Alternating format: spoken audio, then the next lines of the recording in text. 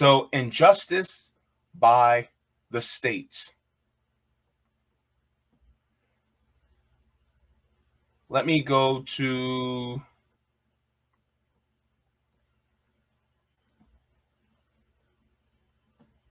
this.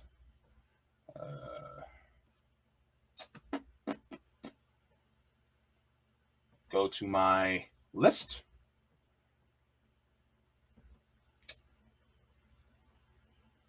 All right, so one of the things we're going to do is we're going to find out what the Tulsa Race Massacre was. Then we'll talk about actions being tied to those people. So I'm going to share really quick. We're going to pause. I'm going to comments and we're going to continue. But I think this is very important because this gives you the backdrop of what happened in Tulsa 102 years ago and why it's so important today. So this is actually going to build up. So I just wanted to share this with you guys first, just in case anybody is not aware. Okay. Something terrible happened here. And for decades, people didn't talk about it. I was an adult before I ever heard about it. It was something that was hidden. This entire historic community was obliterated. Bodies dumped in rivers, bodies dumped in mass graves. It was an absolute massacre. This story isn't one you'll find in most history books. And by that, not finding it in history books, I didn't know about this until I was an adult. I didn't know about this until about 3 or 4 years ago. When black people were talking about, oh, you know that was a Black Wall Street, right? I was like, what? Black Wall Street? Absolutely not. I didn't know about that. And guess what? Lo and behold, as an adult, I didn't know about this until this happened. So, also, by the way, put in the comments, until recently, the last 4 or 5 years, did you know about the Tulsa Race Massacre? If you did, let me know in the comments. If you didn't, let me know. And let me know when you found out. And if this is your first time finding out on this show, let me know. I'd like to know. And almost 100 years later, the facts of what exactly happened that day are still unraveling. So we're driving in what's known as Black Wall Street. It's where one of the nation's worst episodes of racial violence took place.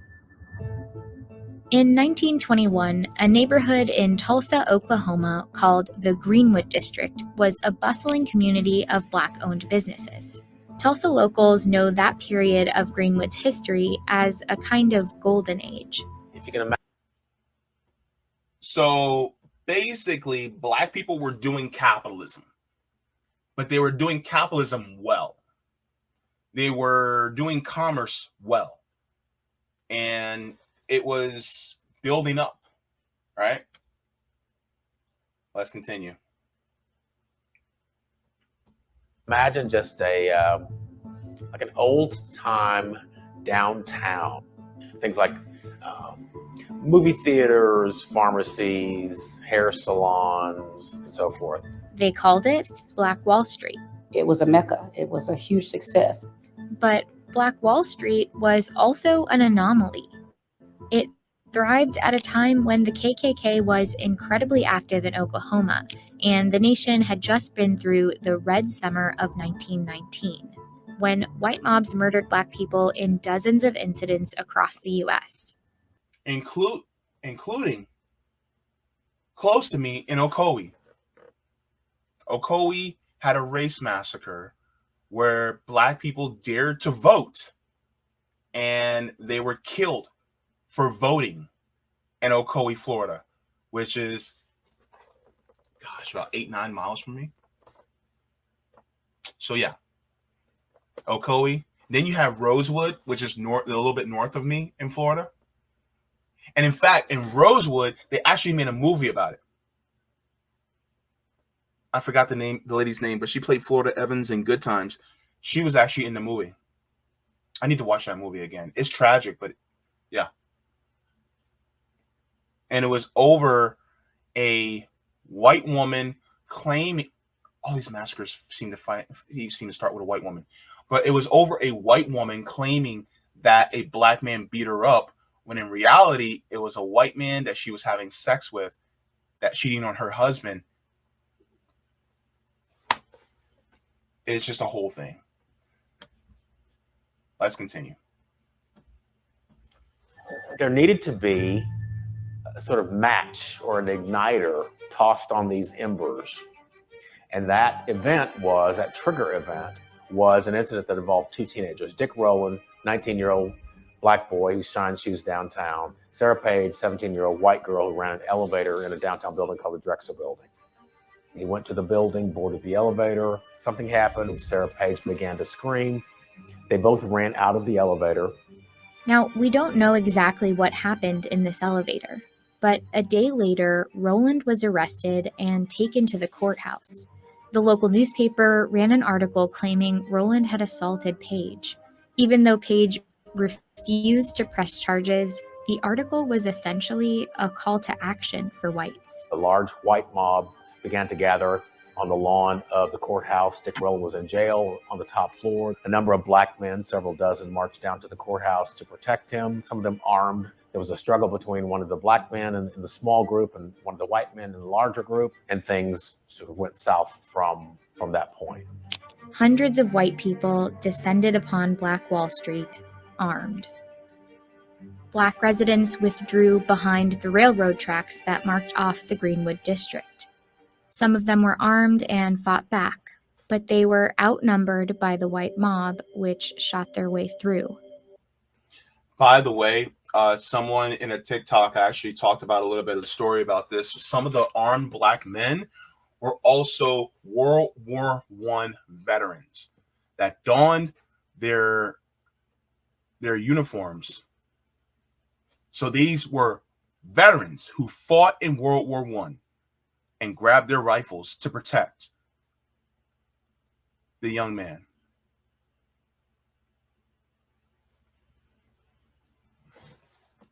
Let's continue. The white mob murdered, they looted, and they set fire to Black Wall Street.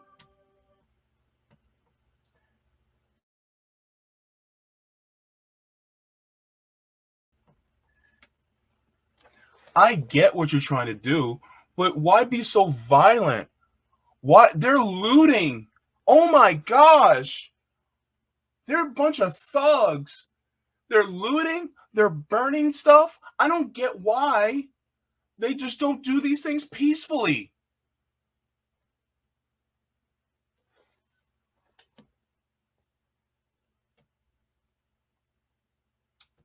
Interesting. This was the strategy, if you will, of how to deal with these communities, with these successful Black communities. The effects were disastrous.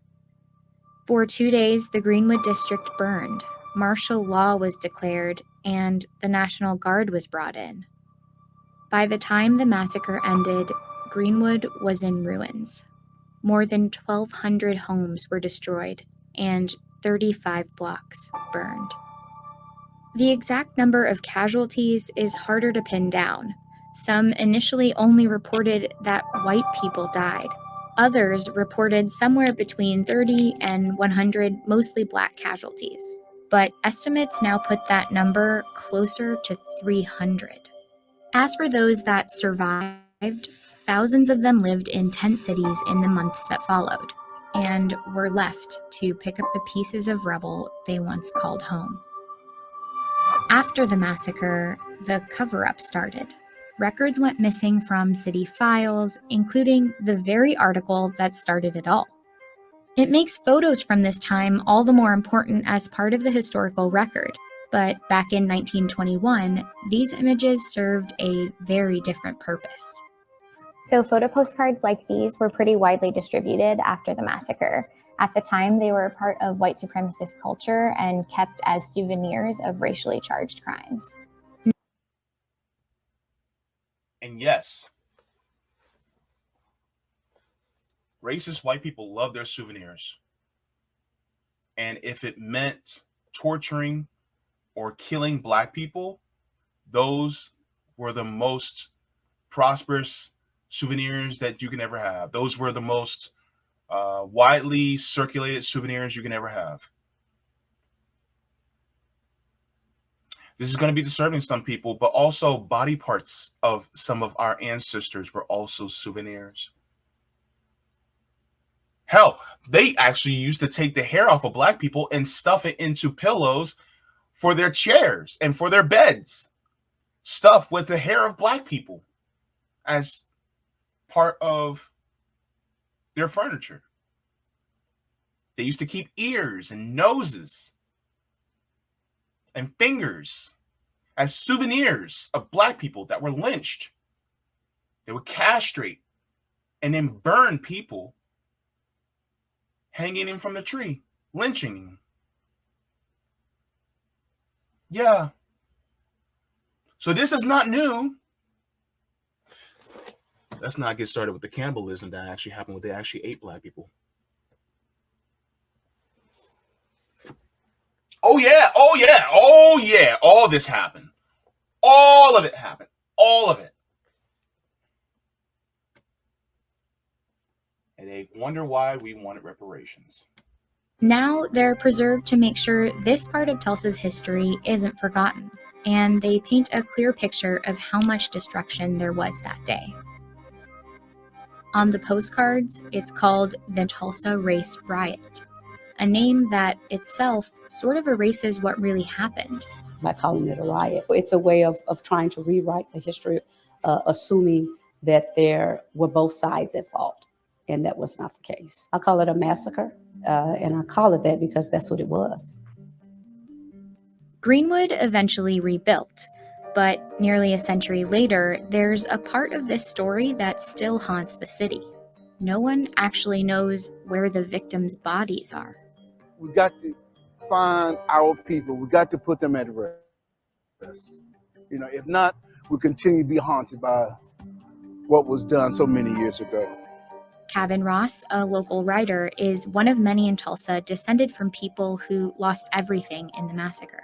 So in this cemetery, there are only 2 official victims of the Tulsa Race Massacre. Right. How many victims do you think there are? After all these years, I think 300 is putting it mild. In 1997, the city finally put together a commission to study the massacre and help piece together what happened in 1921. They compiled records and eyewitness accounts. The bullets were just raining down over us. They set our house on fire and went right straight to the curtains and set the curtains on fire. These accounts are especially important now because none of these survivors are alive anymore. And they also provided new information. Some mentioned trucks, like this one, loaded with victims of the riot.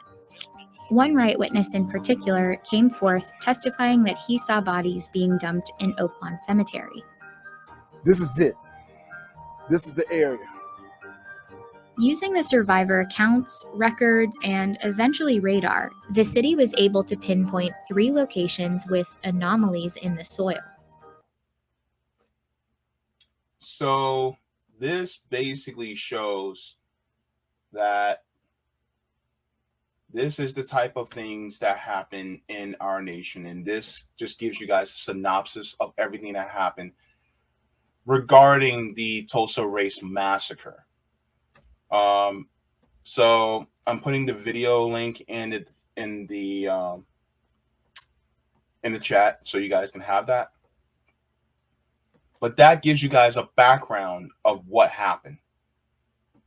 So you guys know what happened 102 years ago, why it happened, and now let's get to the article. Because this article is atrocious. So the links to these are also going to be in the description. See, Mushy says, first time learning about this massacre. It's so effed up. Yeah, a lot of people don't know about it. And that's the crazy part. So I'm going to share with you guys the link after I finish reading this. So it says Tulsa Race Massacre, court tosses reparations case. Judge dismissed a lawsuit brought by 3 survivors of the 1921 attack. It says an Oklahoma judge dismissed the lawsuit brought by 3 survivors of the 1921 Tulsa Race Massacre who sought reparations for the attack in the city's Greenwood district, at the time one of the wealthiest Black neighborhoods in the United States. Tulsa County District Judge Caroline Wall dismissed the case filed against defendants, including the city of Tulsa and the Tulsa Regional Chamber, with prejudice Friday, according to the court docket entry. Dismissing with prejudice means the case cannot be refiled, but is possible for the decision to be appealed. So they can't refile this, which is basically means that they're blocking. They're like, no, we don't want to hear this ever again. You can appeal, but you can't do it again. I don't ever want to hear this again. Does that sound very racist to you? It does to me. Let's continue. It says the ruling undercut an effort to seek justice for rampage by white mobs that burned Tulsa's Black neighborhood to the ground. As many as 300 people were killed. Some 35 blocks were leveled and hundreds of homes and businesses destroyed. The case originally was filed in September of 2020 under the state's public nuisance law. After many twists and turns, in August of 2022, Wall allowed the lawsuit to continue. 3 survivors of the massacre, each over 100 years old, were the most recent plaintiffs in the case. In the filing, the plaintiffs said that they were seeking to abate the public nuisance caused by the rampage in Greenwood and to obtain benefits unjustly received by the defendants as a result of it. The lawsuit quoted Tulsa Mayor G.T. Bynum, who had said that the racial economic disparities that still exist today can be traced to the massacre. In the aftermath of the attack, the petition alleged the defendants of enacted unconstitutional laws that deprived Greenwood residents of use of their property and thwarted the community's efforts to rebuild by redirecting public resources to benefit predominantly white areas of Tulsa. Says in the petition, says the defendants have imposed or supported unlawful policies and actions that stifled the ability of all Greenwood residents impacted by the massacre to rebuild and thrive. So that's basically the premise of the reparations argument. Because if that massacre had never happened, where would the Greenwood district, how would it be today? How would it have benefited the people that were there? I'd argue that it would be an affluent Black area. It definitely would. And the descendants would have inherited that generational wealth that was accrued since then. You got to remember, the kids that were there would be grandparents and great-grandparents. Actually, no, great-grandparents and great-great-grandparents. And so imagine all the people that would have benefited generationally. All the generational wealth that was lost in that area. All the businesses that could have been inherited and passed down over and over to all the people within that area. But it wasn't, because a white mob decided to burn the city down. They burned it down, man.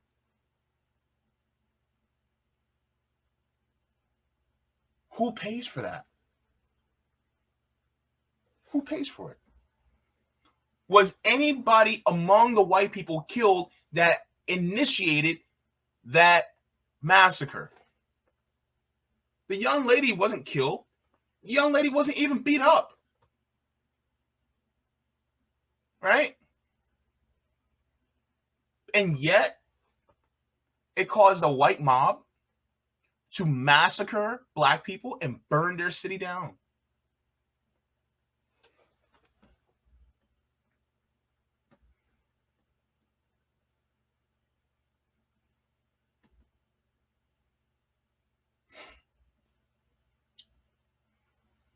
the dismissal of this case is just one more example of how America's, including Tulsa's, legacy is disproportionately and unjustly borne by the Black community. We will continue to fight on behalf and alongside our survivors. If you survive a massacre, should you receive reparations for the crime that was committed against you? That's the question that needs to be asked. Should you receive reparations for it? And also, if your family was directly or indirectly affected by it, then should you receive reparations for it too? Especially if it affects you financially. It's funny because everybody will say, everybody believes in lawsuits if you're wronged, except for when it happens to Black people. If I sue somebody for wronging me or wronging my mother or my grandmother, and it affected me years later, shouldn't I receive reparations for that?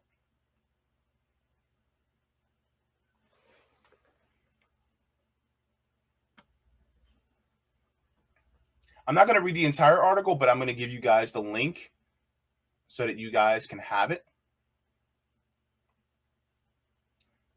This is the BS that they said.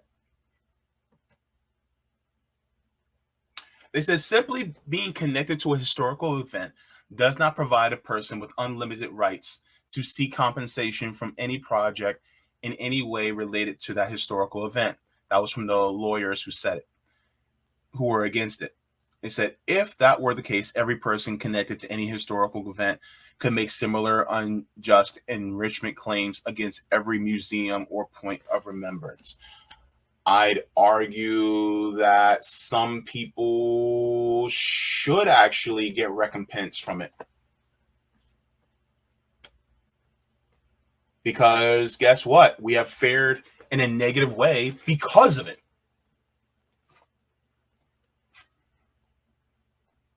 Yes, yes. Hold up.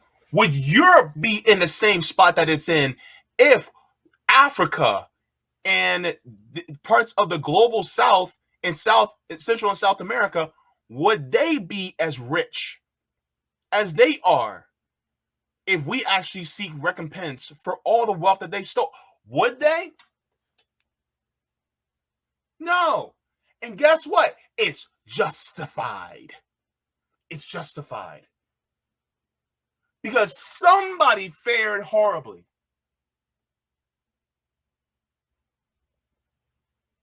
If we're going to talk about justice, let's talk about it.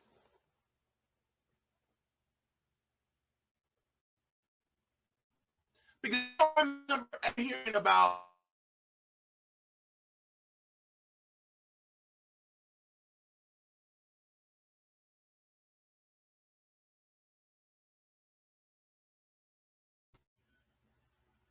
I don't remember hearing about Africa stealing resources from Europe. I don't ever hear about resources being stolen from Europe by indigenous tribes in America. I don't remember ever hearing about that. Because they mind their own damn business. Yet, what did Europe do? So shouldn't it be fair to expect payback? All the gold, the diamonds, the oil, the rubber, the bauxite, the hemp. Hell, let's go to the cobalt, the lithium. Let's talk about it, right? It was stolen. The rubber. Oh, don't get me started on Leopold and how he basically massacred Congolese people. 10 million. 10 million murdered. Leopold killed more people than Hitler. And nobody even talks about him.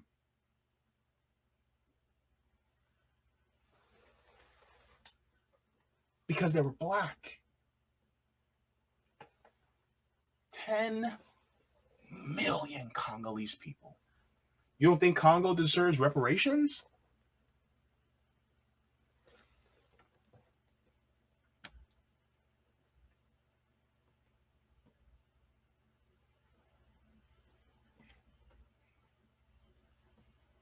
We don't even have all the graves of all the people that were massacred.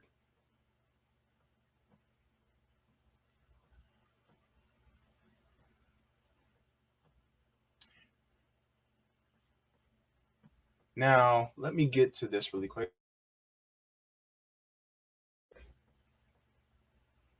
I also have another link that I'm going to share. And okay.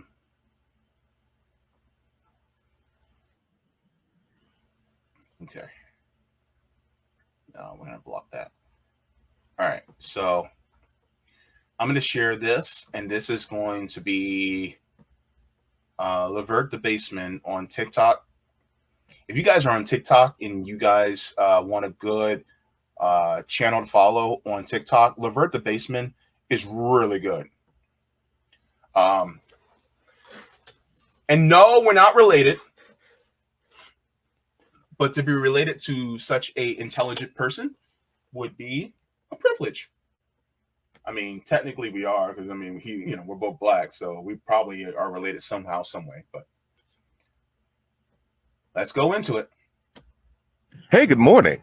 Let's talk about reparations. Good morning. What is it? Well, according to the United Nations, reparations refers to the process and result of remedying the damage or harm caused by an unlawful act.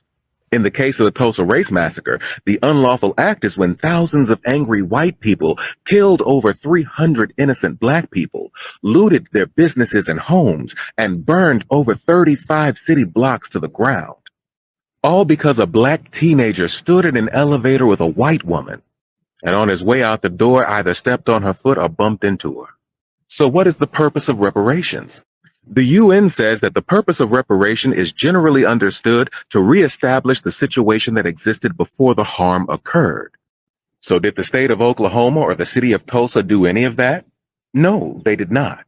You see, for decades, they lied about it and deliberately covered it up. A newspaper removed the front page story about it from their archives, and the police and state militia archives about the riot were missing as well. And falsifying police records is a criminal offense. The UN goes on to say that restitution should be made whenever possible to restore the victim to the original situation before the gross violation of international human rights law or serious violations of international humanitarian law occurred.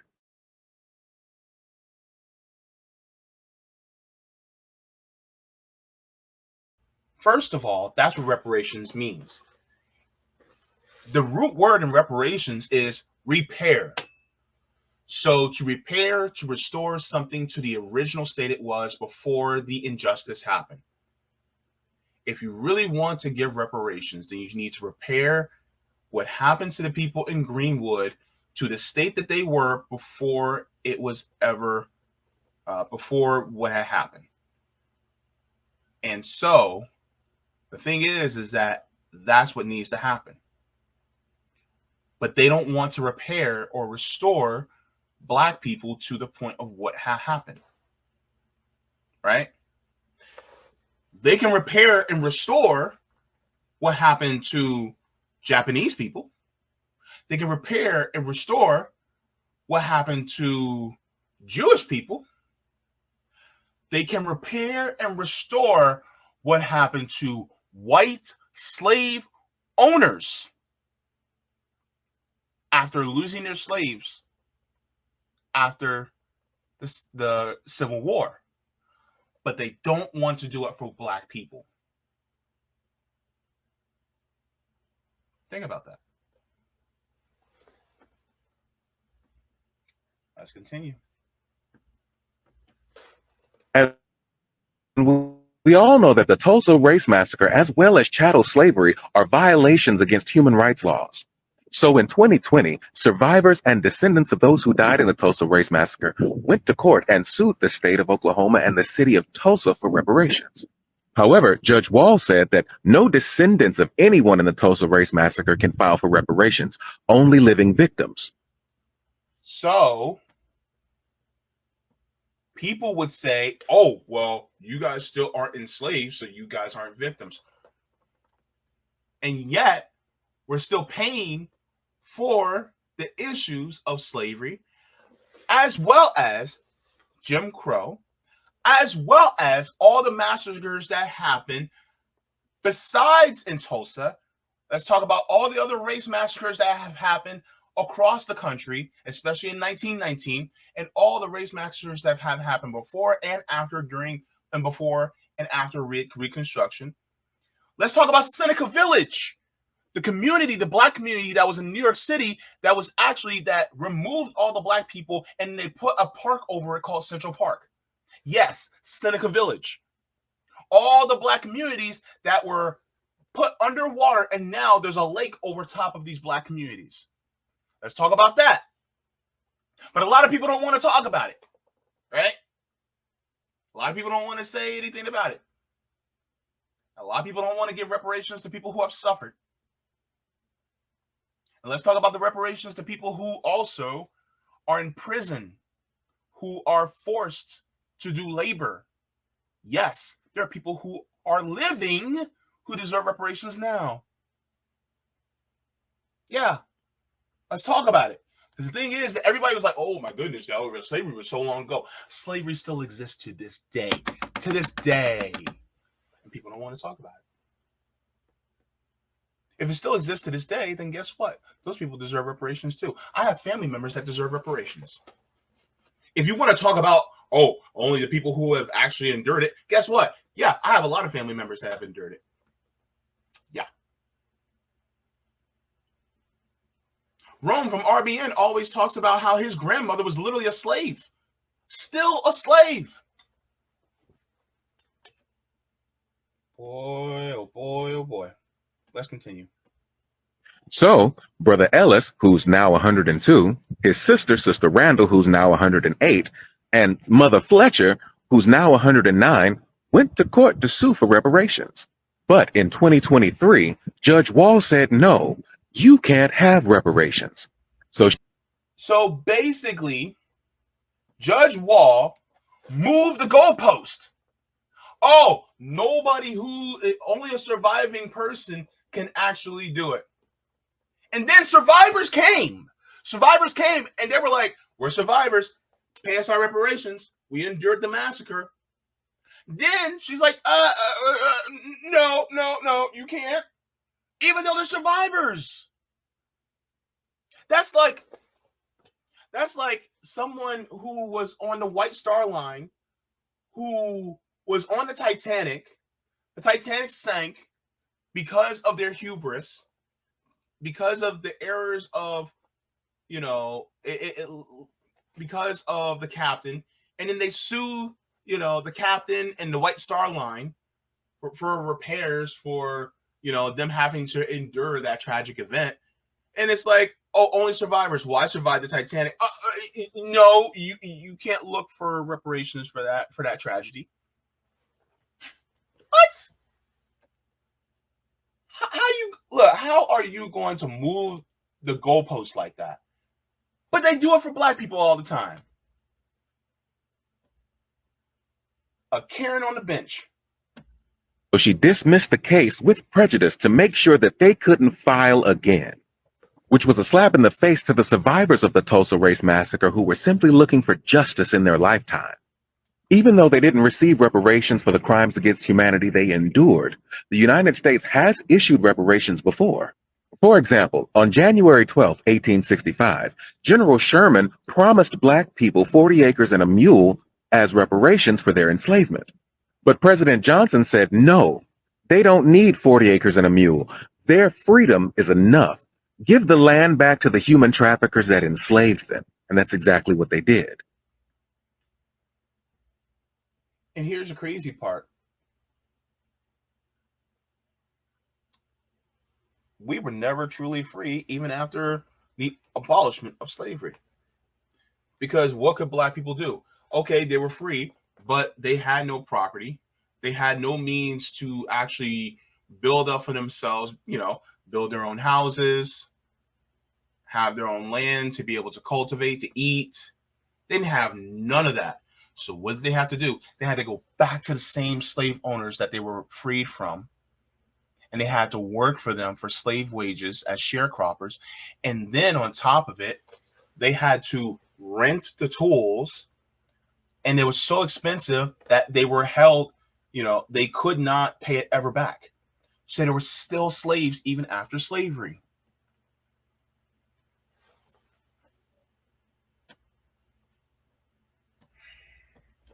The following year, formerly enslaved Africans were given 6 months to purchase land at reasonable rates without competition from white Southerners or Northern investors. But because they worked their entire lives as enslaved people and received no pay, they had no money, and few ex-slaves were able to take advantage of the program. And the largest number that did were located in Florida, just a little over 3,000, and eventually the program failed. In 1862, President Abraham Lincoln signed the Act for the Release of Certain Persons Held to Service or Labor within the District of Columbia, and it gave former slave owners $300 per person that they set free. More than 3,100 enslaved people saw their freedom paid for in this way. However, newly freed black people got no money if they decided to stay in the United States, because the act provided for an immigration incentive of $100. I'm gonna give you $100 to just leave the States. You work for us your entire life, so here's $100 to get the hell on up out of here. That's the equivalent of $2,683 in 2021 dollars. So, meaning that it would be the equivalent of you being released from slavery without anything, and then the United States gives you a little over $2,000 to get out of the country. That's enough just for the ticket. That's it. So basically, like, here's your ticket to get out of the country. Now get out. That's it. Now, the lowest estimate of what enslaved Africans were worth in the 1860s is around $20.3 trillion in today's money. Now, that's enough to fix the racial wealth gap in this country, and it'll only cost the United States a year of their GDP. But many politicians, policy, and lawmakers have been dead set against reparations since the 1700s. You ever wonder why? Well, according to Reuters, it's because 118 of America's most influential leaders have a slaveholding ancestor. That list. Okay, so let's get into this. This is going to be wild. And this is why they don't want to give reparations, because that means we would potentially bankrupt some of the people who are the most powerful in this nation. That's why. Let's go. List includes state senators, state representatives, presidents, Supreme Court justices, and governors, many of whom have been dead set against reparations because they would have to pay the descendants of people who were forced to make their families wealthy. Take our governor of Louisiana, John Bel Edwards, for example. His ancestor enslaved 57 black people, and they worked their entire lives to make his family wealthy. Our state senator, Bill Cassidy, his ancestors enslaved 4 black people, and they worked their entire lives to make his family wealthy. John Kennedy, our other state senator, his ancestor, Nathan Calhoun, enslaved 65 black people. Now, remember this guy? This guy was like, he said something about crackheads in a political ad. This is that guy. And come to find out, his family owned slaves, 65 slaves. And his family basically owes reparations to those 65 families. But he's against it because that means that all the wealth that he came from would actually go to them, because they're the ones that did the work. They're the ones that did the work. So therefore, they're the ones that actually should get it. Y'all wonder why I'm a socialist? Because socialism means that the workers get the profits, not the people at the top. And guess what? Slavery was the profits go to the top and the workers get nothing. The workers were slaves. Reparations is actually workers getting recompense for the free labor that they did. It's a seizing of the means of production. And John Kennedy is opposed to reparations. Rick Allen, the representative from Georgia, his ancestor enslaved 133 Africans. And he's opposed to reparations. The governor of Alabama, Kay Ivey, her ancestor enslaved 33 Africans. And here's the prices of what they were worth at the time. Supreme Court Justice Amy Coney Barrett's ancestor enslaved 21 Africans. No wonder she's opposed to reparations. Pete Sessions, the representative from Texas, his ancestor enslaved 96 Africans. The representative from Nevada, her ancestors enslaved 183 Africans. In Oklahoma, James Langford's ancestors enslaved 3 Africans. Mark Wayne Mullen's ancestors enslaved 2, while Oklahoma State Representative Frank Lucas, his ancestors enslaved 12 Africans. President Bush's ancestor is responsible for enslaving 25 Africans who worked their entire lives and received no pay in order to make his family wealthy. Now, George W. Bush, his family owned slaves.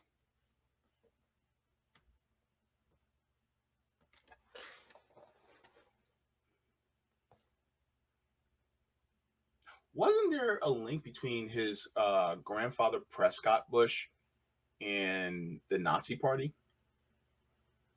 I may be wrong on that, but correct me if I'm wrong. But I think there was a link between his grandfather Prescott Bush and the Nazi Party. Also, his father, George H.W. Bush, was head of the CIA. And what did the CIA do to black communities? Crack epidemic, anybody? Yeah.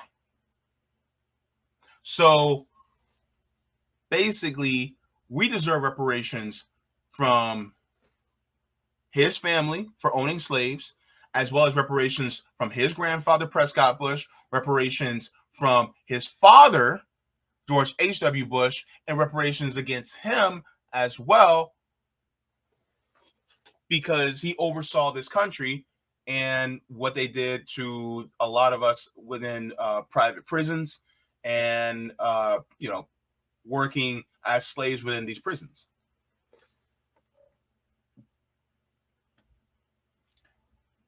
Let's continue. And it's not just Republicans. It's this pencil neck too. In order to make his family wealthy. Bill Clinton's ancestor. Bill Clinton. William Jefferson Clinton. You may have not had sexual relations with that woman, but your family sure as hell owned slaves. Where's the reparations, Billy boy? Oh. By the way, reparations on top of not just that, but reparations for signing the 1994 crime bill is also owed to us because of what Bill Clinton did. Yeah. It's not just Republicans, baby. It's Democrats. This is why I say the duopoly, it's the Demo-Republican Party. Neither party is exempt from this. Do they want to give us reparations? No, because that means that they would literally have to owe us all the wealth that they stole. Enslaved 1 African, while President Obama's ancestors enslaved 2 people. including Obama. Barry also owes his reparations.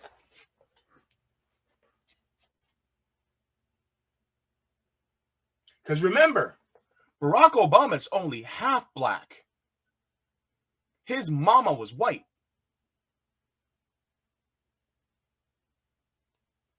And his father, because of his father's side, he doesn't deserve reparations because his father is from Kenya.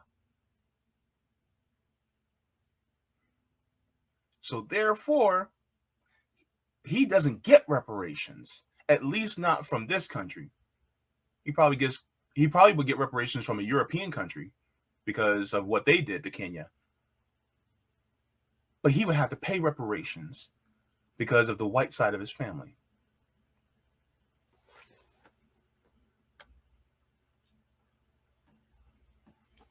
And that list goes on and on and on. Throughout American history, we've seen cases where the United States of America gave reparations to various groups of people. Native Americans for stealing their land and Japanese Americans for putting them in concentration camps. When it comes to Black Americans who experienced over 400 years of enslavement, Jim Crow, racism, and illegal discrimination, the concept of repairing all the harm that was done to us is a foreign concept to them, and they don't want anything to do with it. And that's because many people in America still have the mindset that Supreme Court Justice Roger Taney had in 1857 when he ruled that the Negro has no rights that the white man is bound to respect.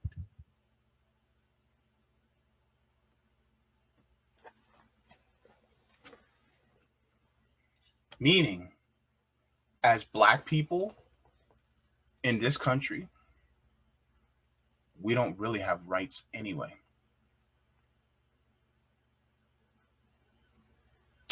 Yep. And that's why they don't want to give us reparations. So it's the same deal every single time. When you look at what happened during the Tulsa Race Massacre, oh, we ruined your family? We made things harder for you? Get over it. And it's funny because anybody who speaks against reparations, these are the same people that they're okay with generational wealth, but they don't believe that generational poverty exists. It's like, wait a minute. We have generational poverty, and yet you guys are okay with generational wealth? Make that make sense.